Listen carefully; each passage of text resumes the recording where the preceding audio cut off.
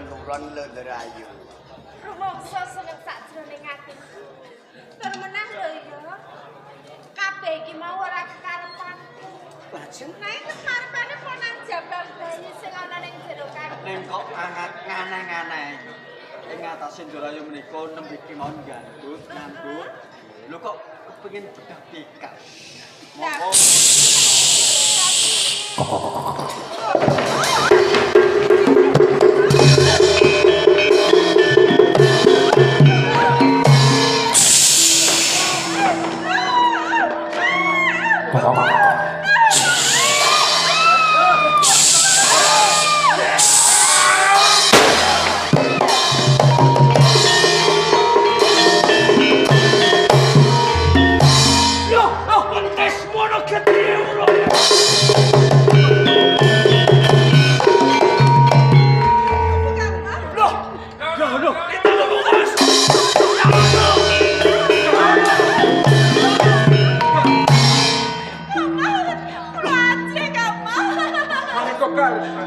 Lintang kemukus.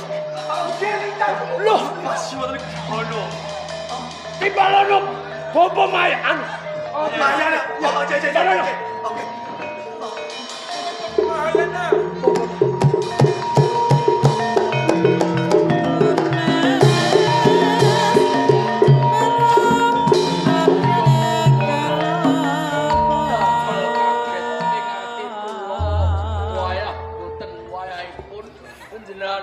Nimbali dateng kula Sang Mars nggih wonten kedadosan ingkang aneh-aneh.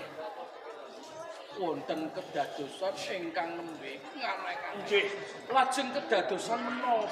Katemben Prameswari Tarwati anggenipun Gerbini ngersakaken tetegaran wontening sakpinggingipun Taman Pamadu Putri sarta wontening Taman Pawingking caket kalian alas menika.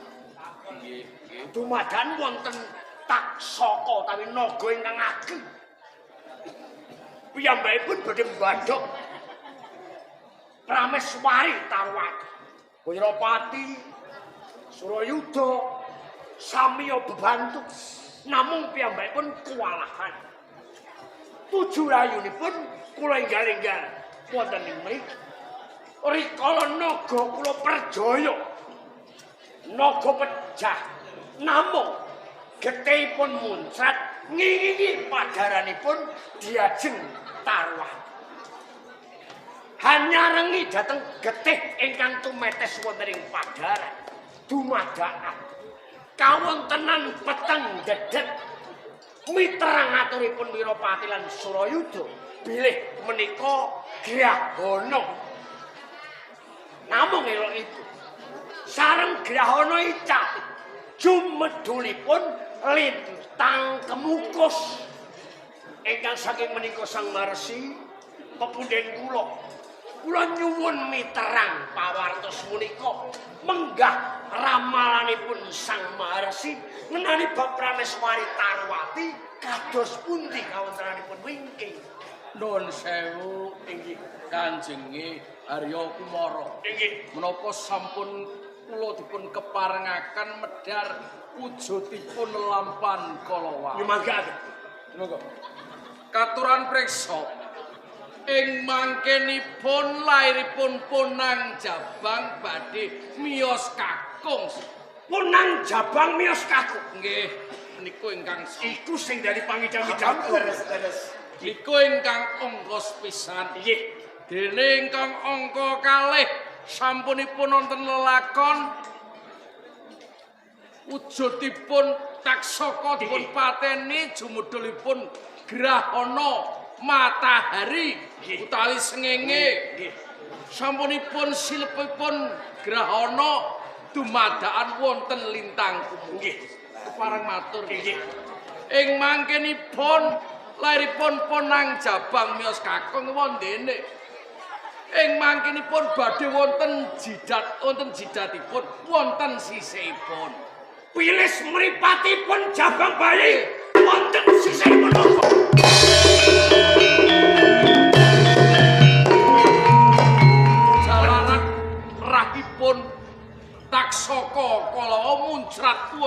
sadaripun ingkang karep. Lajeng menapa wonten awonipun ing mangkenipun? Ing mangkenipun dewasanipun Ponang Jabang bae ing mriku badhe ndemeni ibune Kiambak. Dene ingkang angka kalih badhe mateni wong tuane Kanjeng. Bayi badhe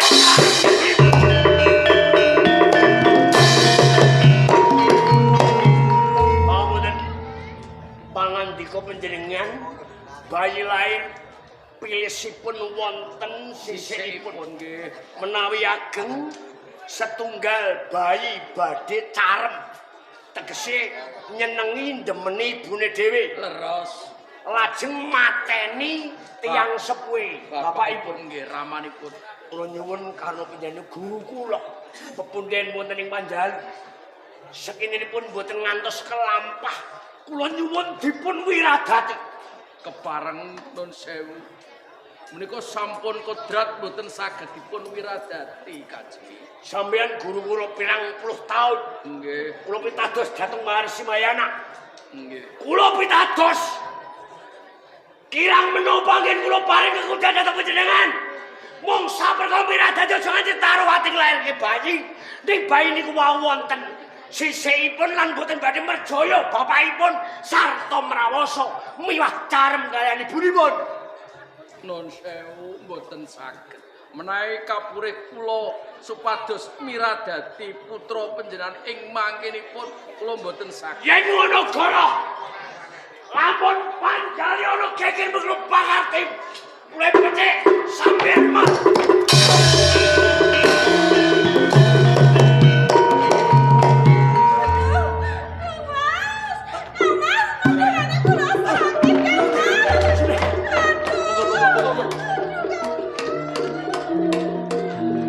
Wirawati satu kali belen kendaramu bakal iki kurang cukup muga-muga ora ono sisik ana ing pilisi ramalane mayana salah kabeh muga-muga Menika ora namung batangan toh Sang Prabu. Panjenengan boten sak matos batangan menika nggih wonten melesetipun nggih wonten beneripun. Namun pun karusan ning aku panjenengan kedahipun budidaya nyuwun wonten ing ngarsaning Gusti Kang Prakarya Jagat sedaya pambatangipun Mahayana kersanipun boten kasengit bingung perkara iki lho apa mengkone bakale lho jajak Ponang Jabang bae lah Pangesti Jalu saking senengmu kowe netesake was Bayu Aturnya si Mayana menikah leres. Putra panjenengan pincil jatuh. Wonten sejati, wonten sejati. Ya! Ono siji!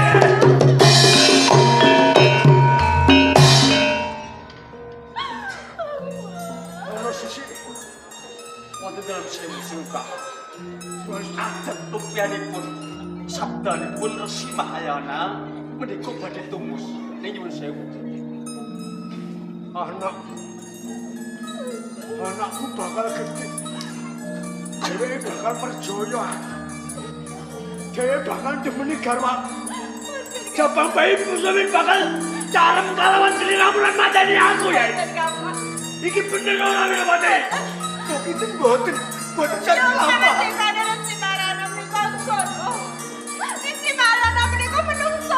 Nanging kasunyatane kodrat kaya ngono ya. Kula pitados kalian putra panjenengan. Menawi panjenengan kala mendah putra panjenengan kanthi sae. Mesti kemawon putra panjenengan. Anakmu pinise ono sithike. Dewe bakal mateni aku demi sliramu. Kula pitados. Aku percaya ya ini. Boten. Aku pitados kalian menungso mawon. Panjenengan pitados kalian yang wijiwasa. Muga kula aturi panjenengan emot kapan. Panjenengan sabar. Ramalane Mayana ora gesek ya ini. Boten. Jadi iki bakal mateni aku. Boten. Anakmu kudu tak mateni. Pitados kalian panjenengan. Kasunyatane piye? Boten kapan. Aku jaluk anakmu tak mateni. Kenapa kok ora taruh hati? Awas menika putra kula. Soyen gede bakal mateni aku lan Kula boten pitados. aku percaya. Boten ora.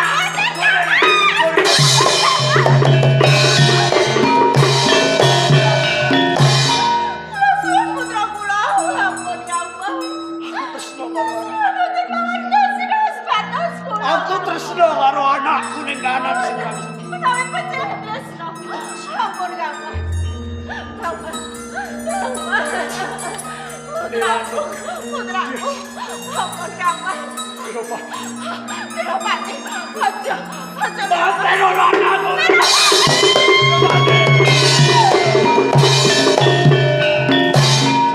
Panjenengan boten kertas ngarani ati kula. Panjenengan boten sakit. Sinten rasane ngandhut menang Aku ora sakit karo ati. Nek bakal nyelakan uripku. Lair menang jabang bayi menika tandane nyawa kula. Kaya menapa panjenengan pitados Aku ngerti mana ramalane mayana ya. Boten. Aku ngerti. Sampe aku.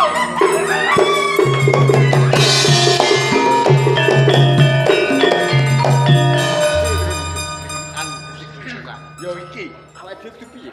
Apa sabiyantu matani bocah kaemu mengko dhisik. Lho, Atang. Monggo. Sampeyan kok ngamping. Oh, sak tenane ngamping ana ing. Dadi sampeyan ngerti lakon sing dumadi iki mau pancen ora keduga tumindake Brokomara. Jane aku uga ora condong. Biyen Brokomara iku sak kandhangku ning saiki dadi ratu ning Panjang. Kowe ngrumangsane gedhi baling Brokomara. Bener apa golek urip? Emingo. Nalika penjaluk kemudi Sang Prabu Danapati, kowe ceciklu amarga tata lahiran batinmu. Jiwa ragamu sautuhe kaasake mesane Sang Prabu Danapati. Kaya ngono. Pancen bener. Bayi arep dipateni. Marang dulurmu lanang. Danapati. Yen bisa selamat. Aku kudu dilametke bayi kae mau. Jur sak banjure terus Yen bayi iki ngene. dislametke, Gandeng aku iki karo bojoku wis 20 tahun durung bayi. Ngene. Upama tak remati. Enek tetembungan becik ketitik ala ketara nandur kudu ngunduh. Monggo Coba, mengo. sabdane Resi Mahayana bayi kae mau bakal mateni wong tuane debeni wong tuane wadon. kuwi. Tegese becik tela ketara. Wong nandur ngunduh kuwi Brokomara lan Dipat. Kurangan apa Sang Prabu Danapati? Gone ngreksa marang Brokomara. Wit wagangan anyar diangkat Senopati dadi ratu, ratu ora sah. Tegese Sang Prabu Danapati isih urip. Partisara ning astane Sang Prabu Danapati. Yen kowe ngombyongi wong ala, kowe wong ngombyongi itu ndak candala, kowe bakal keblinger uripmu. pancen bener. Yen kowe mangkono, aku bakal nyelametke bayi mau. Bagus. Apa sebabnya kowe tak kongkon nyelametke? Bocah kene slamet kok reksa. Karo mati nganti dewasa. Bisa yen kedaden wis dewasa, kasembadan sabda pangandikane marang Resi Mahayana. Kuwi bakal mateni wong tuane dhewe. Dadi Sang Prabu Danapati bales nang ora saka tangane anake dhewe. Kaya ngono. Besan. Angka loro dewasaning bayi kae ndepeni ibune dhewe. Kuwi bakal koleh kewirangan. Ning ngono bayi kaemu tak selamat kae. Tak rumatane ben bisa gede. Mergo nalika semono kowe diangkat karo Sang Prabu Danapati ku sumpah. Kowe kadhawuhan Sang Prabu Danapati wis pika ngayahi. Sawijining prajurit kudu ngenake marang kawigaten negara ngiwakake kaperluan pribadi. Mongko ing penjaluk kuwi ana menungso sing kepenadeg negara dhewe ya Brokomara kasembadan ninggalke marang Danapati. Yen kowe melu-melu aku grubyuk ta ibaratake banyu ana sak dhuwure banyu lompong lho ngalor ngalor etan-etan kowe ra diaget-aget. Ning saupama aku ora ngombyongi Brokomara, pisan aku bakal mati, pembundune aku bakal dihukum. Sawentara ninggalke jabatan pangkatmu. Rilake nggon Senopati. Bariyo nang desamu mengko nek kurang prabeya mengko aku tak tono tak pati. Ayo ngono. Bener kan? Pancen ora usah ngomyongi Bro Kumara. Mergo pegaweanku iki sine mung nyelametke Prang Prabu Danapati. Aku bakal ngangklang sigat ninggalke penjalu mupati. Menyangki papan dununge Sang Prabu Danapati mergo kae sing peparing aku kanikmatan lha kaya ngono. Muga-muga Sri Prabu Danapati sesuget. Nah, Saiki ayo nglapro bayi sing Ngono. pati. Tak tindakake.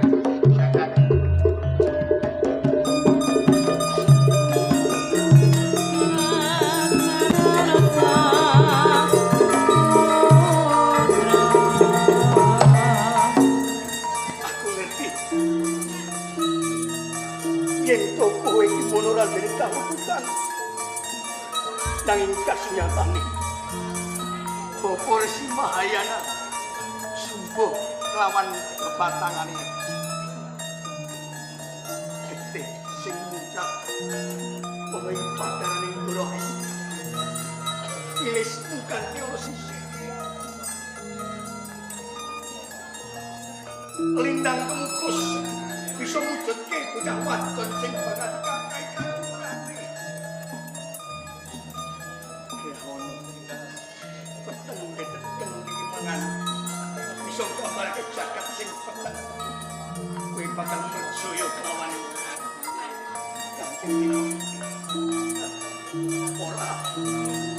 ora bakal kelakon. Yen ngono kowe arep pungkasi.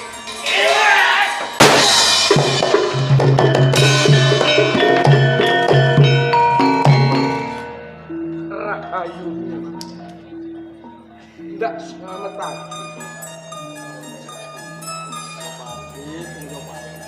Kok tega temen ing atase bayi malah tidak sembarane Prabu Paten. Wiropati, Kepiye? Yen iki ndak pasrahke kelawanku. gandeng Mergo kowe iki durung ndarbeni anak. gandeng aku durung nderbeni anak, bayi iki tak matane. Ning bayi iki durung duwe jeneng. Oh.